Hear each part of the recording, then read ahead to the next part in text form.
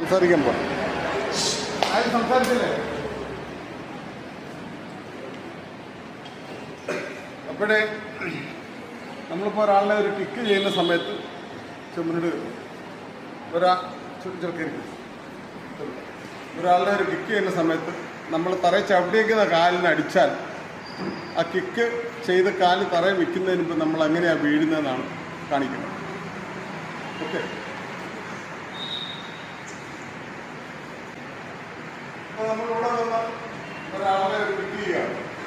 Kick ചെയ്യുന്ന സമയത്ത് ഈ നിൽക്കുന്ന കാലിന് ഒരാൾ അടിക്കുമ്പോൾ ഓട്ടോമാറ്റിക്കായിട്ട് നമ്മൾ തറയിൽ വീഴും. ആ വീഴുന്നത് എങ്ങനെയെന്നാണ് നമ്മൾ കാണിക്കുന്നത്.